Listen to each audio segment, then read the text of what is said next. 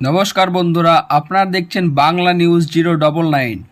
সবার প্রথম আবহাওয়ার আপডেট পেতে আমাদের চ্যানেলটিকে সাবস্ক্রাইব করে পাশে থাকুন। ফের নিম্নচাপ, ভারী বৃষ্টির তোলপাড় হবে দক্ষিণবঙ্গ। কিছুক্ষণে শুরু হবে তুমুল দুর্যোগ। বুধবার বঙ্গোপসাগর নতুন করে নিম্নচাপ তৈরি হতে পারে। এর জেরে ফের একবার ভাসতে পারে গোটা বঙ্গ। দক্ষিণবঙ্গের একাধিক জেলায় ইতিমধ্যে সতর্কতা জারি করেছেন। ওদিকে উত্তরবঙ্গে একনাগাড়ে বৃষ্টি চলছে। ফের কি রাজ্যের দুয়ারে কড়া নাড়ছে দুর্যোগ? আবহাওয়ার আপডেট পেতে আমাদের সঙ্গে থাকুন।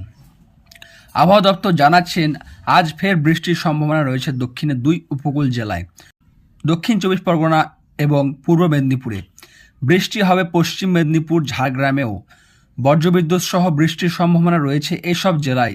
এর মধ্যে বিক্ষিপ্ত ভারী বৃষ্টির সম্ভাবনা রয়েছে দক্ষিণ চব্বিশ পরগনা, দুই উপকূলের জেলায়, পূর্ব মেদিনীপুর ও উত্তর চব্বিশ পরগনায়, এবং নদীয়াতেও বৃষ্টি হবে।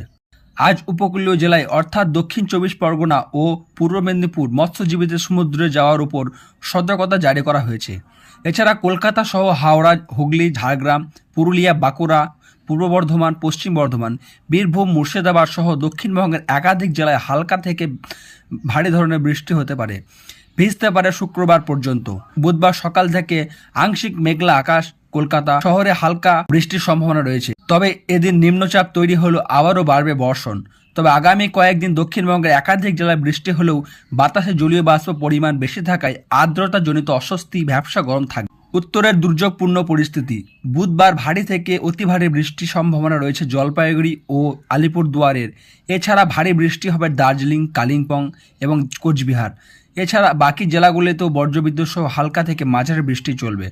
বিকেলের পর বৃষ্টি বাড়ার সম্ভাবনা। এরপর বৃহস্পতিবার বিক্ষিপ্ত ভারী বৃষ্টির সম্ভাবনা রয়েছে জলপাইগুড়ি ও আলিপুরদুয়ারে। এছাড়া বাকি গোটা উত্তরবঙ্গে বজ্রবিদ্যুৎ সহ হালকা থেকে মাঝারি বৃষ্টি হবে। শুক্র এবং শনি বৃষ্টির দাপট কমবে উত্তরবঙ্গে। আপনি কোথা থেকে ভিডিওটি দেখছেন তা অবশ্যই কমেন্টে শেয়ার করবেন, এবং আপনাদের ওখানে আবহাওয়া কেমন সেটাও জানাতে ভুলবেন না।